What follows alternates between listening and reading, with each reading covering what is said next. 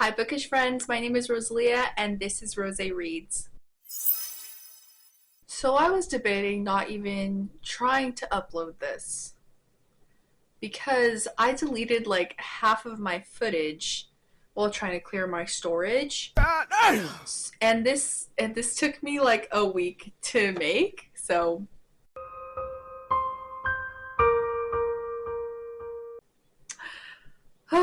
I wanted to cry, guys, but I'm just gonna keep going along because I did review 2 out of the 4 books that I read in this vlog that you guys will see, but I'm just so mad at myself.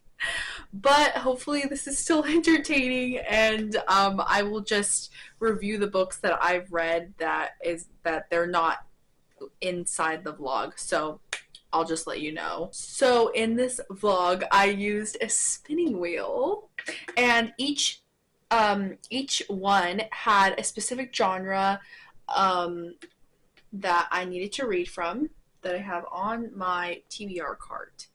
And if you're new here, I'm trying to do a challenge where I read every book on my physical TBR, and I started out with 125, more like 127, but here we are.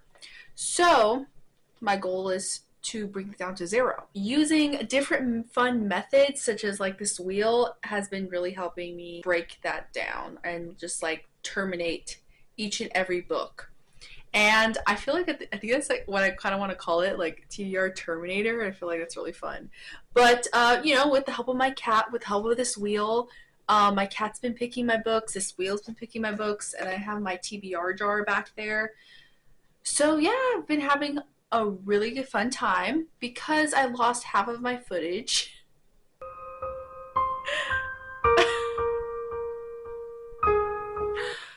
Because I lost half of my footage, I'm just gonna tell you guys I did spin the wheel, and my first book landed on horror. And for my horror pick, I picked out We Used to Live Here by Marcus Clywer, and this was such a good book. I gave this 4.5 stars. It really has you tripping over what you actually believe is the reality for these characters in the story. So in the story, it follows a couple, Charlie and Eve, and they are moving into this new generational home. Not from them, of course, but they move in. This is their new home, and one day a family who used to live there, specifically the father, introduces himself and said that he wants to introduce the house to his kids. And after that, everything just goes down from there. As the reader, we are so conflicted to believe what is real and what is not real. However, by the ending, you are left to, let's just say it's more of like open-ended ending, not to give anything away. If you're not really into that, I don't know if this is for you, but I would say give it a try. Like, here we go. Just give this a try. Because I typically am not that type of reader, but this definitely stumped me into believing what is real, what is not. And I actually genuinely kind of got scared in some of the scenes, especially when I was reading it at night. I was like freaking out on some of the scenes. So I definitely feel like you should check this out. And this was my horror pick. So I spin the wheel again, and it landed on... What did it land on? It landed on middle grade. Yeah, that's what it was. Middle grade.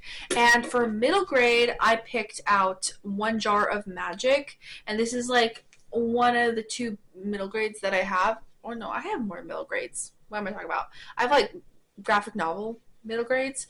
But anyways, that's besides the point. This one I picked up, and I stopped... Let me figure it out. Yeah, 100-page mark. So our main character, Rose, is born as Little Luck because she's born on New Year's Day. And New Year's Day in this realm, it's in our world, but it has magic in it.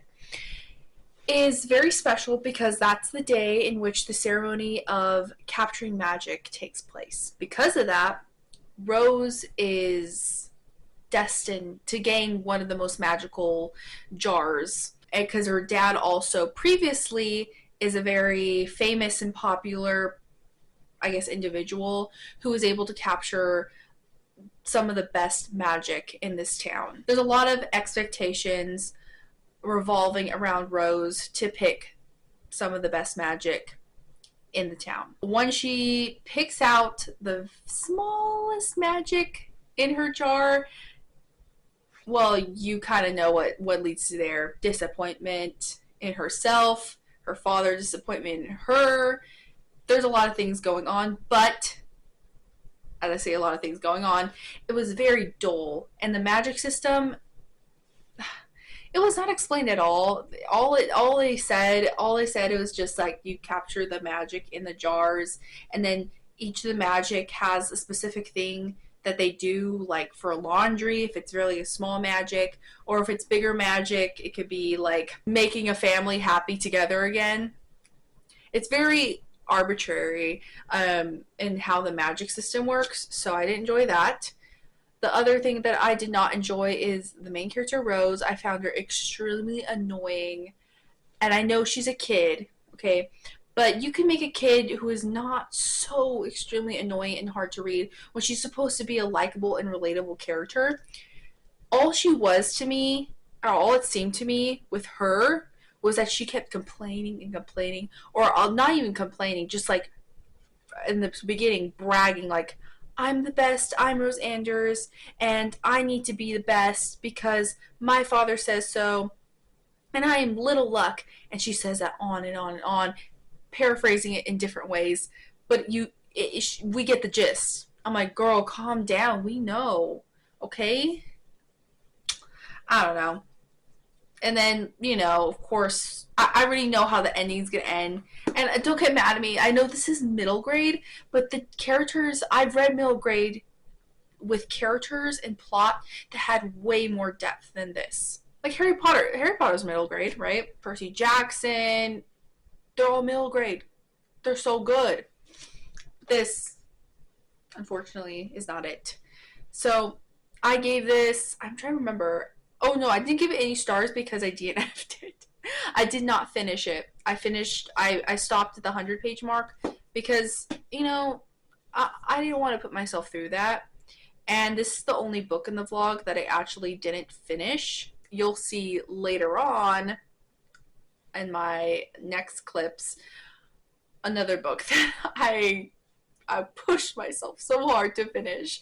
But this is the one that I did not finish. So there's that. So I finished Interior Chinatown by Charles Wu, and I thought this was such a clever and unique way of being able to bring the Asian American experience to the forefront. I just think that Charles Wu did this so beautifully and seamlessly. He was able to bring reality and TV shows and media, and he was able to intertwine them in a way I've never seen done before. Like, he intertwined them so seamlessly that the reader wasn't able to distinguish where the line cut off, like where reality ended and where TV started. I thought that was really well done, and I think that was the main point, being able to show the Asian American, stereotypes that are shown in media. We follow the main character, Willis Wu, and his main ultimate dream role is to be the Kung Fu guy. And that's like the highest role he could get because of his race. It just dives into, well, what if he wants to be more than just Kung Fu guy? And he finally gets offered this role in a show called White and Black. And it was really interesting to see how we know the white experience, generally, and we know, or try to bring up to the forefront, the black experience and, their oppression and what they had to go through. And we're left with the Asian American experience kind of being left in the middle and not really knowing or not really seeing their experience in America. And there was a scene in the book that I thought that was really summed up this really well, where they talk about the history of Asians, Chinese coming to America, immigrating to America, and like 200 years ago, and not and us like Americans still not being able to register their faces as American. So I thought that was cleverly put. I'm probably not saying it really well, but if you read the book, you'll see what I mean. So this I thought this was really well done. I gave this 4 stars. That leads us to another spin of the wheel. So let's see. Ow. Okay, so my stand fell off, so just bear with me, and in case my nails get my hand gets torn apart.